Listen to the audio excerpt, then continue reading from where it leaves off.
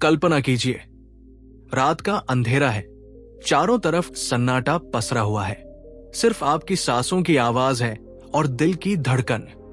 इतने सन्नाटे में भी भीतर कहीं हलचल चल रही है। सवाल उठ रहा है, मैं कौन हूं? आपका नाम, आपके रिश्ते, आपकी नौकरी, आपकी उपलब्धियां, ये सब तो बाहर की पहचान है, पर भीतर जो असली मैं है वो कौन है? क्या आप शरीर हैं? नहीं, क्योंकि शरीर तो हर दिन बदल रहा है। क्या आप मन हैं? नहीं, क्योंकि मन तो कभी खुश है, कभी उदास। तो फिर आप कौन हैं? यही सवाल, यही खोज इंसानियत की सबसे पुरानी और सबसे रहस्यमय यात्रा है। और इस यात्रा का नक्शा हमें देता है वेदांत, 7 स्टेप्स टू समाधि। ओशो कहते हैं, यह किताब सिर्फ एक दार्शनिक ग्रंथ नहीं है, बल्कि एक जिंदा रास्ता है। 7 सीढ़ियां, 7 कदम, जो साधारण जीवन से उठाकर हमें समाधि की परम शांति तक ले जाते हैं। ये किताब कोई थ्योरी नहीं है, ये अनुभव है। एक ऐसा अनुभव जो आपको बाहर की भीड़ से उठाकर भीतर की गहराई में ले जाएगा, जहां न शोर है, न डर, सिर्फ शांति। भाई, तैयार हो, क्योंकि यह सफर आसान नहीं होगा। यह सफर है बाहरी पहचान से आंतरिक सत्य तक पहुंचने का। अध्याय 1, आत्मा की खोज की पहली सीढ़ी। भाई, कभी खुद से यह सवाल पूछा है, ये मैं कौन है? क्या ये सिर्फ मां बाप से मिला नाम है, या ये चेहरा जो आईने में हर दिन बदलता है, या ये दिमाग जो लगातार हजारों ख्यालों से भरा रहता है, लेकिन भीतर कहीं एक एहसास कहता है, नहीं, असली मैं तो इन सब से परे है। शरीर बीमार होता है, लेकिन मैं शरीर नहीं हूं। ख्याल आते जाते रहते हैं, लेकिन मैं ख्याल नहीं हूं। भावनाएं उठती हैं और ढल जाती है, लेकिन मैं सिर्फ भावनाओं का गुजारने वाला पर्दा नहीं हूं। ओशो कहते हैं, यात्रा का पहला कदम है साक्षी भाव, मतलब अपने ही जीवन का गवाह बनना। जैसे मंच पर नाटक चल रहा है और तुम दर्शक बनकर चुपचाप देख रहे हो। गुस्सा आया, देखो, आंसू आए, देखो, खुशी फूटी, देखो, लेकिन भूलना मत, तुम दर्शक हो, किरदार नहीं। वेदांत का यही पहला रहस्य है। असली आजादी तब मिलती है जब तुम पहचान लो कि जो कुछ भी तुम्हारे भीतर चल रहा है, तुम उससे बड़े हो। तुम वही हो जो देख रहा है, यानी विटनेस। मॉडर्न साइकोलॉजी भी इसी को माइंडफुलनेस कहती है। वैज्ञानिक कहते हैं, जो इंसान अपने विचारों और भावनाओं को थोड़ी दूरी से देखना सीख लेता है, उसका स्ट्रेस कम होता है, उसका मन साफ होता है और उसकी क्लैरिटी बढ़ जाती है। मानो धुंध छंट गई हो और अचानक सामने साफ आसमान खुल गया हो। तो भाई, अब मैं तुझसे सीधा सवाल पूछता हूं, क्या कभी ऐसा हुआ है कि गुस्से की आग में जलते हुए भी अंदर से एक हल्की सी आवाज आई हो, गुस्सा है, लेकिन मैं गुस्सा नहीं हूं? अगर हां, तो तू पहले ही उस राह पर चल पड़ा है। कमेंट में लिखकर बता, क्या तूने कभी साक्षी भाव की ये रहस्यमय झलक महसूस की है? अध्याय 2, मन की गहराई में उतरना। भाई, कभी ऐसा हुआ है कि दिमाग इतना शोर करने लगे कि भीतर की आवाज ही दब जाए? हर तरफ ख्यालों की भीड़, पुराने पछतावे, कल की चिंता, दूसरों से तुलना, डर, लालच, इतना सब की नींद तक उड़ जाए। सोचो, अगर ये शोर रुक जाए तो भीतर कितनी गहरी खामोशी खुल सकती है। ओशो कहते हैं, हमारी असली लड़ाई बाहर की नहीं, भीतर की है। मन लगातार बोलता रहता है, जैसे कोई पुराना रेडियो जो बंद ही न हो। लेकिन दूसरी सीढ़ी ये नहीं है कि उस रेडियो को जबरदस्ती तोड़ दो, बल्कि बस किनारे बैठ जाओ और सुनो। जैसे नदी किनारे बैठकर बहते पानी को देखते हैं, वैसे ही विचारों को बहने दो। धीरे धीरे तुम पाओगे विचारों का प्रवाह हल्का पड़ने लगता है और उनके बीच बीच में गहरी रहस्यमय खामोशी के टुकड़े उभरने लगते हैं। वही खामोशी असली ध्यान का दरवाजा है, वह दरवाजा जो एक नए संसार में ले जाता है, जहां शांति बाहर से नहीं, भीतर से फूटती है। न्यूरोसाइंस कहता है, हमारे दिमाग में रोज 60 70,000 विचार आते हैं और उनमें से 90% वही दोहराए जाते हैं जो कल भी थे। यानी हम नई जिंदगी जी ही नहीं रहे, बस पुरानी रिकॉर्डिंग बार बार रिप्ले कर रहे हैं। ध्यान इस रिकॉर्डिंग को तोड़ने का तरीका है। भारतीय योग परंपरा भी यही कहती है। चित्त वृत्ति निरोध मतलब मन की तरंगों को शांत करना। तो भाई, अब मैं तुझसे पूछता हूं, क्या कभी तेरा दिमाग इतना शोर मचाने लगा कि नींद तक भाग गई? अगर हां, तो बता, तू इस मन को देखने की प्रैक्टिस कब करना चाहेगा?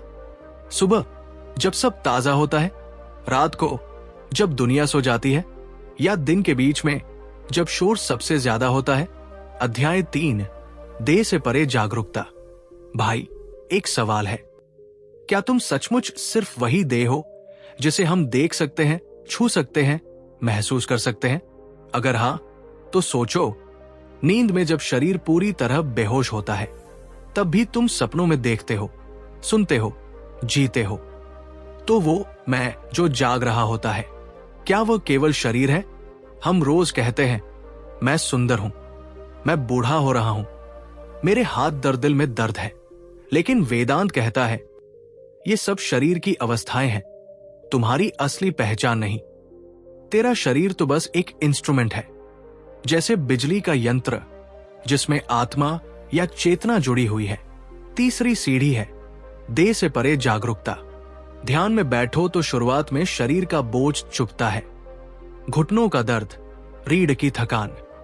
लेकिन धैर्य रखो तो अचानक एक पल आता है जब शरीर का एहसास ही गायब हो जाता है। शरीर वही बैठा है, लेकिन तू उसके पार पहुंच चुका है। वो क्षण छोटा है पर अनमोल। यही है असली आजादी की पहली झलक। विज्ञान भी इस रहस्य को मानता है। इसे कहते हैं out of body experience, OBE। कुछ रिसर्च बताते हैं कि मस्तिष्क के टेम्पोरोपराइटल जंक्शन में असामान्य गतिविधियों के कारण ये अनुभव होता है। यहां तक कि इलेक्ट्रोड से उस हिस्से को उत्तेजित करके भी लोगों में ये अनुभूति उत्पन्न की गई है। मतलब, शरीर से अलग होने का अनुभव केवल कोई मिथक नहीं, बल्कि चेतना और मस्तिष्क की जटिल प्रक्रिया का हिस्सा है। वेदांत तो और भी साफ कहता है, मन, बुद्धि, अहंकार, स्मृति, मैं वो सब नहीं हूं। असल मैं है साक्षी चेतना, जो देख रही है, जो अनुभव कर रही है। शरीर और मन तो सिर्फ आईने हैं, प्रतिबिंब उनमें है, पर असली स्रोत तुम हो। तो भाई, अब तेरे लिए सवाल है, क्या कभी ध्यान या प्रार्थना में ऐसा पल आया है जब शरीर वही रहा, लेकिन तूने खुद को कही और महसूस किया? क्या कभी सच में लगा कि असली मैं शरीर से परे हूं? कमेंट में लिख, तेरा मानना क्या है? असली मैं सिर्फ ये शरीर है या उससे कहीं गहरा कुछ और? अध्याय 4, भावनाओं की लहरों से पार। भाई, जरा सोच, हमारी जिंदगी का सबसे बड़ा खेल भावनाओं का ही तो है। गुस्से की आग में इंसान पल भर में खुद को भूल जाता है। किसी की एक तारीफ हमें ऐसा उड़ान दे देती है कि हम संतुलन खो बैठते हैं। यही भावनाएं हमें कभी ऊंचाइयों पर ले जाती है तो कभी गहराई में डुबो देती है। सवाल यही है कि क्या हम सिर्फ इन लहरों के खिलौने हैं, या इन लहरों से ऊपर खड़े होकर उन्हें आते जाते देख भी सकते हैं?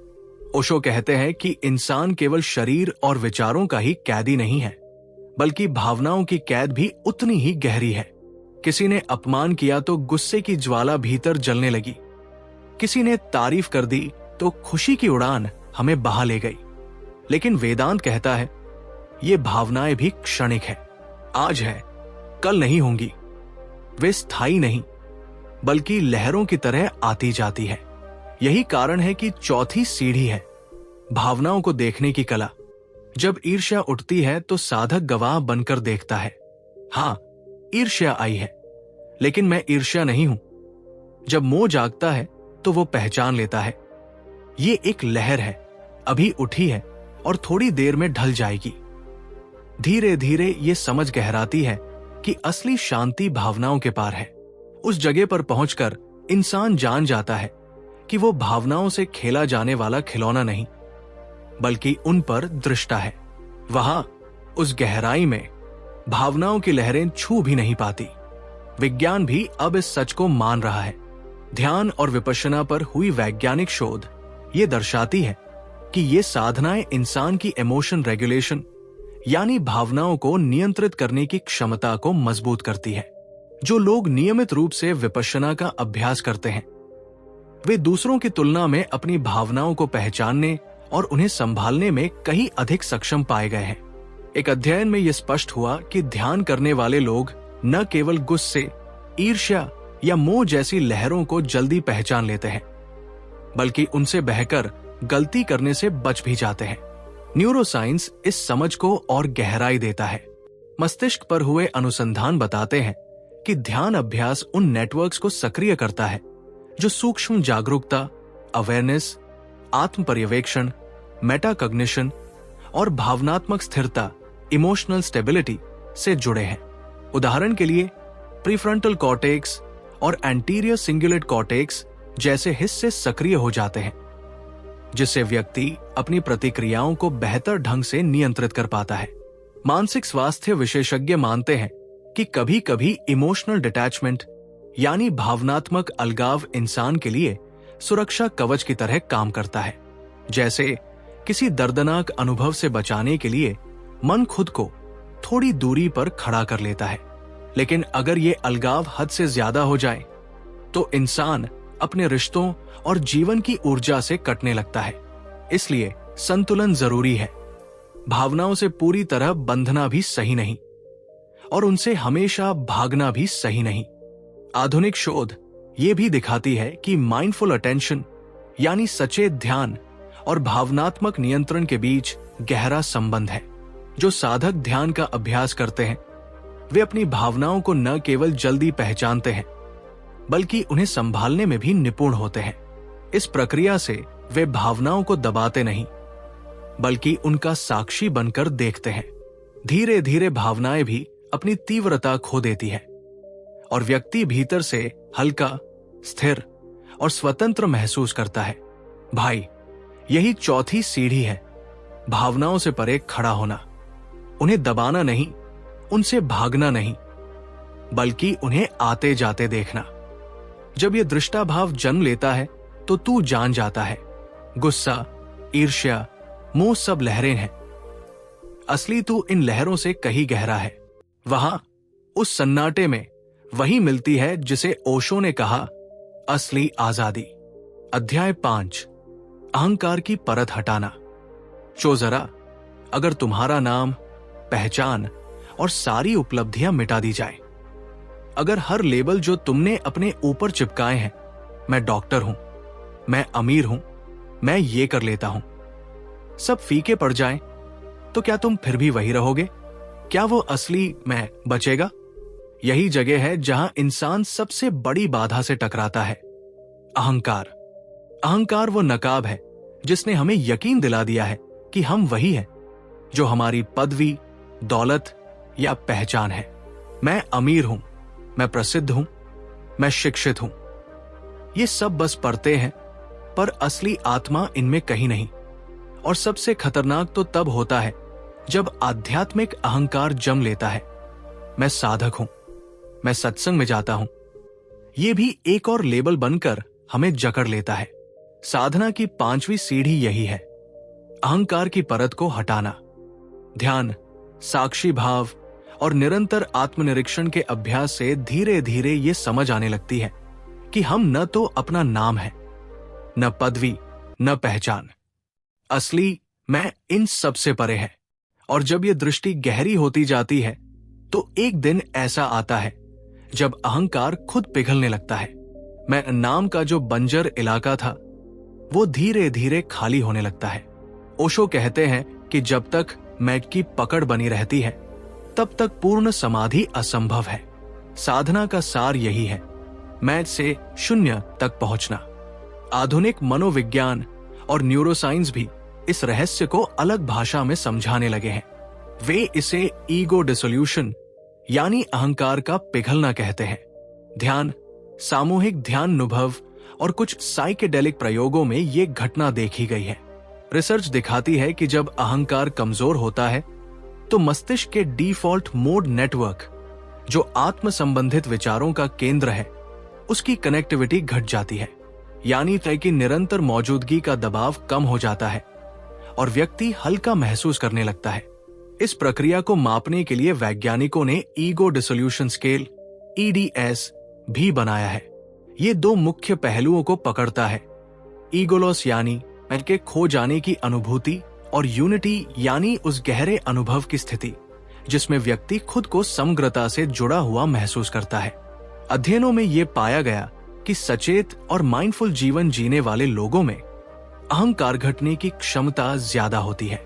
यानी ध्यान और साक्षी भाव का अभ्यास इंसान को उस अवस्था तक पहुंचा सकता है जहां मैं की दीवारें गिरने लगती है और व्यक्ति धीरे धीरे एक व्यापक चेतना से जुड़ने लगता है, और यहीं से साधना का असली द्वार खुलता है, जहां मैं मिटता है और शून्यता में समरसता का अनुभव होता है। अध्याय 6, शून्यता का अनुभव। क्या कभी तुमने गहरी रात के उस पल को महसूस किया है जब चारों ओर इतना सन्नाटा हो कि लगता है समय थम गया है? न कोई विचार, न कोई पहचान, नहीं कोई भावना, बस एक अनायास उतर आई खामोशी। पहली नजर में यह खालीपन डरावना लगता है, लेकिन यही है वो दरवाजा जहां से हम शून्यता के अनुभव में प्रवेश करते हैं। ये छठी सीढ़ी है, शून्यता। इसे लोग अक्सर खालीपन समझ बैठते हैं, जैसे कुछ बचा ही नहीं, पर असल में ये वो जमीन है जहां से सब कुछ जन्म लेता है और जहां अंत में सब लौट जाता है। जब मन और अहंकार की सारी परतें धीरे धीरे गिर जाती है तो बचता है एक गहरा मौन। ये मौन खाली नहीं होता, इसमें जीवन की ऊर्जा बह रही होती है, चेतना की मूल धारा धड़क रही होती है। वेदांत कहता है कि यही शून्यता है, वही स्रोत जिससे सृष्टि की हर लय निकलती है। ओशो कहते हैं, अगर तुम इस शून्य को गले लगा लो तो तुम्हारे सारे डर मिट जाएंगे और जीवन में एक नई रोशनी का जन्म होगा। शून्यता हमें यह सिखाती है कि मैं नाम की जो अवधारणा है वो केवल अस्थायी है। जब पहचान, भावनाएं और विचार सब गिर जाते हैं, तब जो बचता है वही साक्षी है, वही असली आजादी है। यही वो बिंदु है जहां इंसान समझता है कि वो अपने लेबल्स, नाम और इतिहास से परे है। दर्शन और विज्ञान दोनों इस रहस्य को अपनी अपनी भाषा में पकड़ने की कोशिश करते हैं। बौद्ध चिंतन में शून्यता का अर्थ कुछ नहीं है, बल्कि ये समझ है कि कोई भी वस्तु या व्यक्ति अपने आप में स्थिर स्वतंत्र अस्तित्व नहीं रखता। सब कुछ बदल रहा है, सब कुछ आपस में जुड़ा हुआ है। महायान सूत्रों में कहा गया, रूप शून्यता है और शून्यता ही रूप है।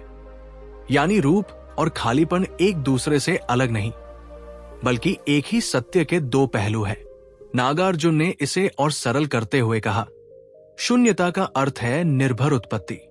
जो कुछ भी है वो अपने आप में नहीं है, बल्कि अनगिनत कारणों और परिस्थितियों पर निर्भर है। विज्ञान भी इस समझ की झलक देता है। क्वांटम भौतिकी में वैक्यूम यानी खालीपन वास्तव में खाली नहीं है, उसमें भी ऊर्जा का स्तर है। वर्चुअल पार्टिकल्स उठते बैठते हैं। सतह पर खाली दिखने वाली ये जगह संभावनाओं से भरी हुई है।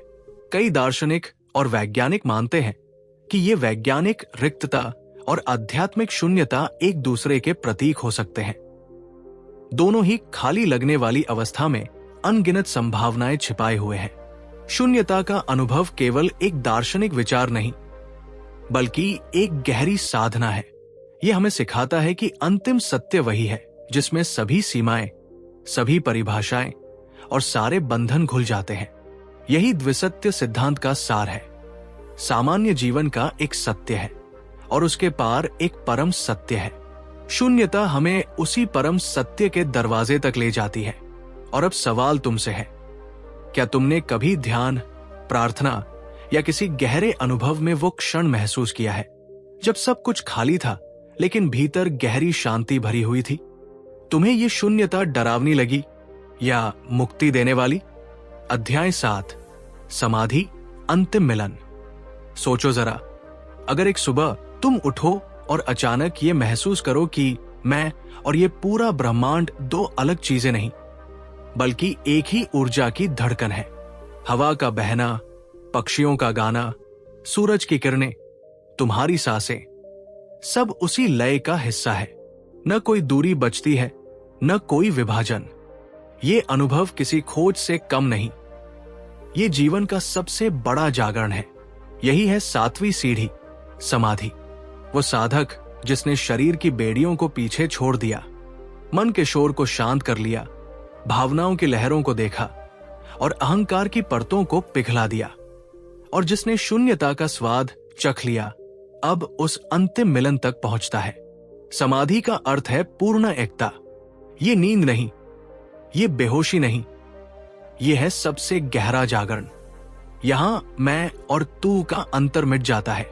साधक और संसार, आत्मा और परमात्मा सब एक हो जाते हैं।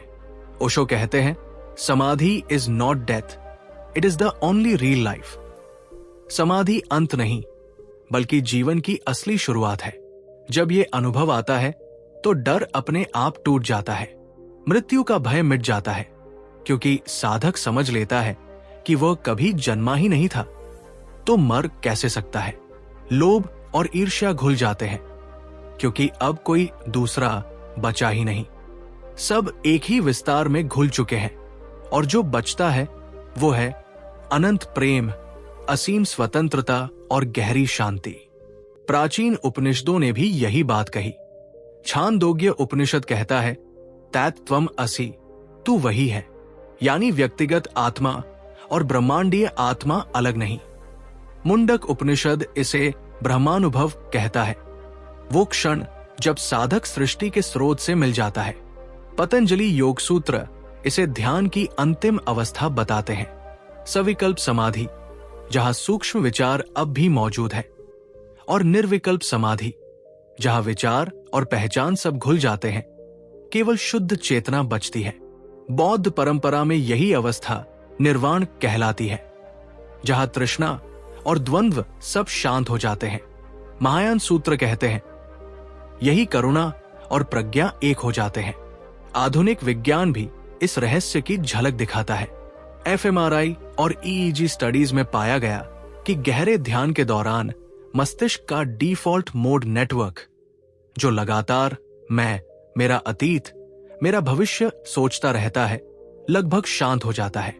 इसी वजह से साधक अहंकार विलय का अनुभव करता है।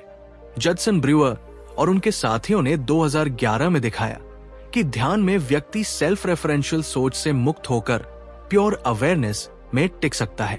न्यूरोसाइंस अब मानने लगी है कि ये अवस्थाएं रहस्य नहीं, बल्कि मापी जा सकने वाली वास्तविकताएं हैं।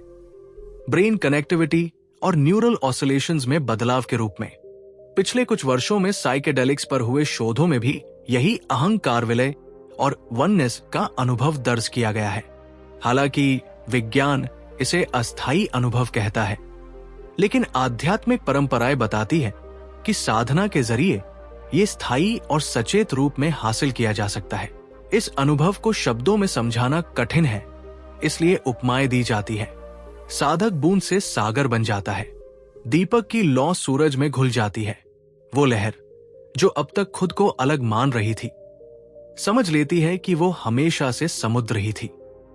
तो भाई, अब सवाल तुझसे है, क्या तुझे लगता है कि जीवन का मकसद केवल जीना, कमाना और मरना है, या फिर उस समाधि को छूना जहां इंसान पहली बार सच में जाग उठता है? कमेंट में लिख, तेरे हिसाब से इस किताब की कौन सी सीढ़ी सबसे कठिन है और क्यों?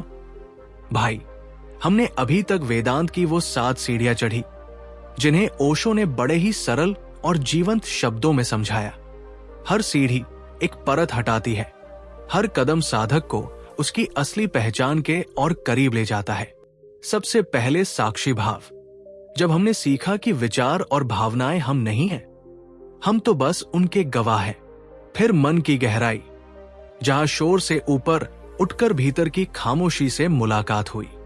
फिर आई देह से परे जागरूकता, जब शरीर बोझ नहीं रहा बल्कि आत्मा का साधन बन गया। इसके बाद भावनाओं की लहरें, जहां गुस्सा, ईर्ष्या और मोह को आते जाते ज्वार की तरह देखा। फिर टूटी अहंकार की परत और समझा कि मैं डॉक्टर हूं, मैं अमीर हूं, मैं साधक हूं। ये सब नकली लेबल है। फिर उतरी शून्यता की गहराई, जहां सब कुछ मिट गया और बचा सिर्फ मौन, जो खाली नहीं बल्कि ऊर्जा से भरा था। और आखिर में पहुंचे समाधि तक, जहां साधक और ब्रह्मांड का भेद मिट गया। यही असली मिलन है, यही घर वापसी। ओशो हमें याद दिलाते हैं कि समाधि अंत नहीं है, बल्कि यहीं से जीवन की असली शुरुआत होती है।